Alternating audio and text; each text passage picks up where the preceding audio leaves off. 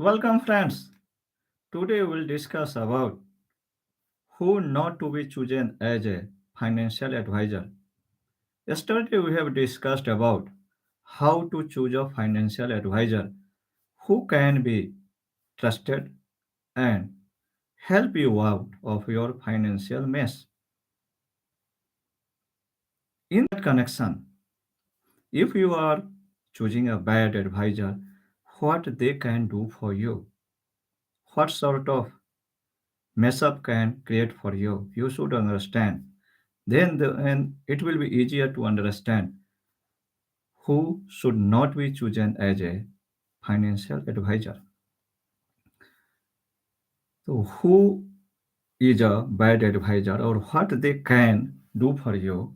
The first thing they will do for you is they might end up messing up your whole finance. They will do as per their own understanding, not understanding your financial condition, not understanding your financial requirements, financial goals, and doing as per their liking, their wishes, or wherever they can get maximum commission. So you have to avoid those type of agents or financial advisor. If you find they ignore your spouse, you must avoid. In this way, you will have discarded house. Second thing, if he is taking care of your financial requirements only, it is not good. He should be able to understand financial requirements, financial goal as a whole family, not as individual. So he must take care of your spouse, your children, all requirements in a totality, not in isolation. Another thing, being a financial advisor, he will be knowing so many financial jargons, aware of so many terms. You might not be. So they might talk down to you. So you should avoid such advisor. Being a experienced guy, seasoned guy, he should be capable of teaching you or explaining you all the things to simple way so that you can understand if he is doing well, if not able to do or do not want to do, just avoid. Another thing which is most dangerous is they put their interest before yours. They might think of their commission only, from where which financial products they will get more commission, and they will try to sell those products only. You must avoid. You must understand what is their commission, how they are getting paid, and if you will understand, then it will be easier to avoid them or choose them. Some agents are like a monsoon. When this renewal times coming, only they will show up. Else they will not return your calls. They might not reply to your emails. Maybe in between you need some suggestion or anything. They will not be visible. So you must avoid such advisors. Another thing they will do, they suggest that you don't need a third party custodian.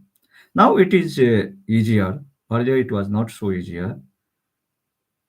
Now you are getting through mail and SMS all your financial transactions from a bank. So will be you will be aware. Earlier it was not possible. It is better to have, if you are not so conversant, a third party custodian who will keep track record of your all financial transactions. Their duty limited to that only and keep aware of you with all your financial transactions. And last thing, they don't speak their mind. So you must avoid such advisors. Now, we should think who should not be chosen as your financial advisors. Let us see one by one. We have listed down more than 15. That should not be, or those people should not be chosen as a financial advisor. First is neighbor syndrome. You should not choose your neighbor as financial advisor. Only being a neighbor, it should not be a classification or your some sort of having some syndrome. You should help out your neighbor. No, you can help in other way, but not messing up your own financial situation. If they are qualified, okay, no problem. But simply never do not qualify to be a financial advisor. And second is the relatives, your close friends. So you must check, as we have explained yesterday, whether your relatives, whether your friends, or any colleagues qualify to be a financial advisor who understand your need, your requirement, who can fulfill your goals. So you should avoid your neighbors, your relative, your colleagues, friends, whosoever are not best suited as per your requirement. Another thing is the time factor. Of course, we need a experienced, well-versed advisor. But if a time gap is so much that maybe it is possible the advisor is not able to understand your present day requirement. He is having their own old mindset, or maybe a new guy, okay, maybe 4, 5, 6 years, or not able to understand your older age requirements. So you should avoid if time factor is not matching, if you are not congenial with their advice, so you must avoid. Another thing is it is might possible that your boss wife is a insurance broker or maybe some sort of a financial advisor. Again, you have to avoid, but you must be adapted or you must be clever enough to play with ear. Otherwise, be ready with your updated resume. Another thing is your client's wife. Again, you have to play smartly and avoid if not qualified. One more trap is trusted bank. They know your financial condition, how much you're earning, where your expenses going, how much is balance there. So definitely they will simply try to sell some financial products which are not suitable for you. Okay, of course, the relationship manager is there. Let him be do their work up to managing your bank requirements, bank things only, not bring him to your financial advisor as a financial advisor. Trusted bank cannot be your trusted financial advisor. Normally, they have target to sell, so they try to push. You have to be strong enough to repel that. Another thing, term insurance avoider. If you find financial advisor avoiding term insurance and pushing for endowment or money back policy or ULIP, you must avoid such advisor. This is clear sign that he is hungry for his commission or her commission only, not looking after your financial interest. We have already discussed in detail what is the benefit of going with term insurance policy and what sort of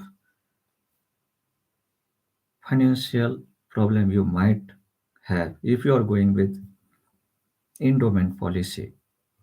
So you can see, watch those video I have already shared. I can do one thing. I will put link below this comment box. You can see there also. Watch from there also. One thing is also avoidable is lemon seller. Here we should not go with literal meaning as a lemon seller. He is selling lemon or nimbu. Like not good financial product, not a smart product, selling same old product, outdated product. So you should avoid such financial broker.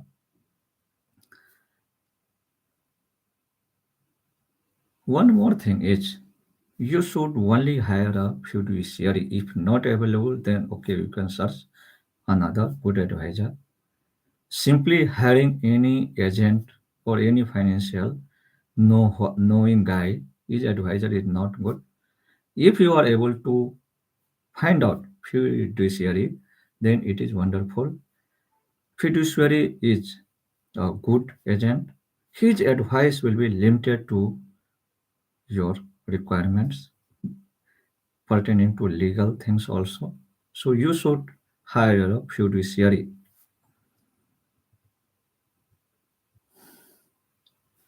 One more thing. Nowadays, we see people having no so much of time.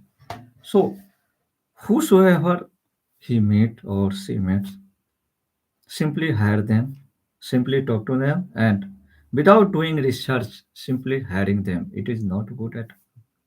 You must do research. Just yesterday we have talked about how to do research, all those things, and how to choose a financial advisor. So you must take some pain. It may take some time, let it be. But if you are not going through initial pain, it will be a more painful in later days. So must hire with proper research.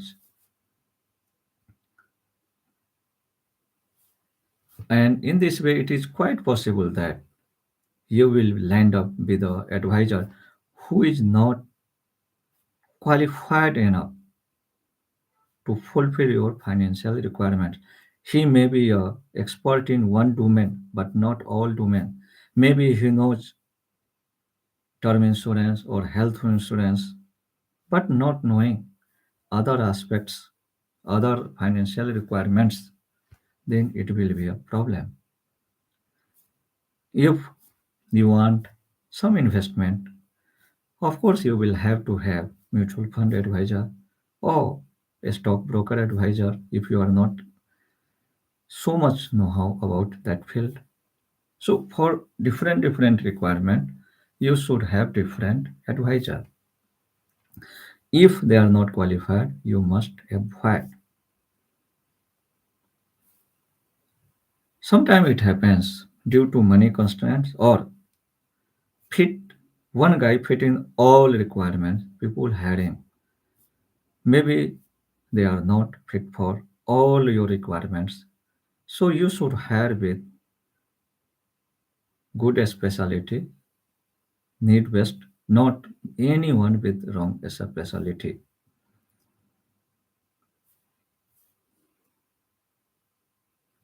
Another thing is you should not hire any advisor who is not compatible with your requirements. Incompatible requirements will land up in some sort of problem only.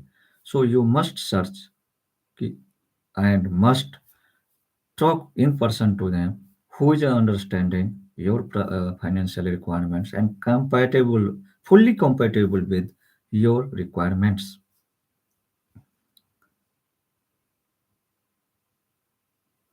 And you must ask credentials. It is very much required. Then only you will be able to understand whether they are suited for you or not. Financial or this credentials will show how capable he is. Another thing, ask for some inference from where you can cross check. Nowadays, most of the advisors having social presence from there also online also you can check. You can ask for testimonials that will definitely help you. If you are not finding those testimonials, those inference in your favor, please avoid there such advisors to hiring. You must understand how they are paid. If you think they are dependent on commission only, then definitely somewhere or the other they will try to push such financial products where they will get more commission. So must understand their payment, how they are paid, and ultimately choose such advisors who are vetted one, otherwise avoid them. So these are the things you can do some pain work to hire any agent or not to hire anyone if you find these things there. This is from today.